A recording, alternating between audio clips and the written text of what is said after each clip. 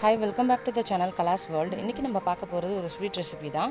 ரவா குலாப் ஜாமுன் எப்படி செய்கிறதுன்னு பார்க்கறதுக்கு முன்னாடி நீங்கள் நம்ம சேனலில் ஃபர்ஸ்ட் டைமாக பார்க்குறீங்கன்னா கண்டிப்பாக சப்ஸ்கிரைப் பண்ணுங்கள். பக்கத்தில் இருக்க பெல் ஐக்கனையும் கிளிக் பண்ணுங்கள்.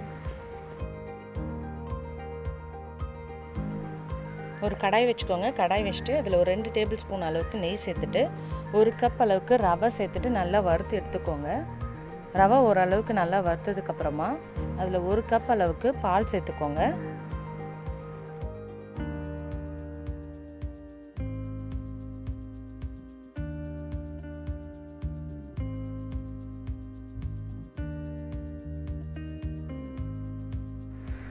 பால் சேர்த்ததுக்கப்புறமா அதை நல்லா மிக்ஸ் பண்ணி விட்டுட்டு ரவை வெந்ததுக்கப்புறம் இப்போ நீங்கள் ஸ்டவ் ஆஃப் பண்ணிவிடுங்க.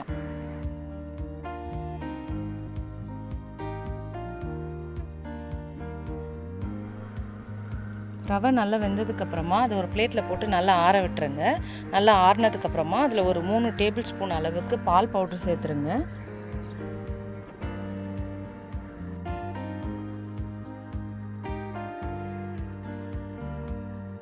பால் பவுடர் சேர்த்துட்டு நல்லா மிக்ஸ் பண்ணதுக்கப்புறமா கொஞ்சம் கொஞ்சமாக பால் சேர்த்துட்டு குலாப் ஜாமுனுக்கு எப்படி நீங்கள் மாவு பேசுவீங்களோ அந்த மாதிரி ரெடி பண்ணி எடுத்து வச்சுக்கோங்க.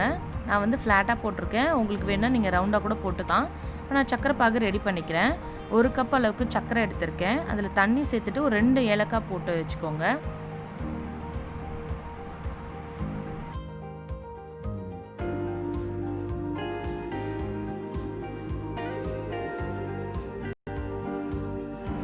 நான் ரெடி பண்ணி எடுத்து வச்சுருக்கேன் குலாப் ஜாமுனை எண்ணெயில் போட்டு நான் நல்லா ஃப்ரை பண்ணிக்கிறேன். ஃப்ரை பண்ணி எடுத்ததுமே நீங்கள் வந்து அந்த சக்கரை பாகில் சேர்த்துக்கோங்க. இது ஒரு 5லேருந்து 6 மணி நேரம் நல்லா ஊறணும் சக்கரை பாகிலேயே. இப்போ நமக்கு ரவா குலாப் ஜாமுன் ரெடி.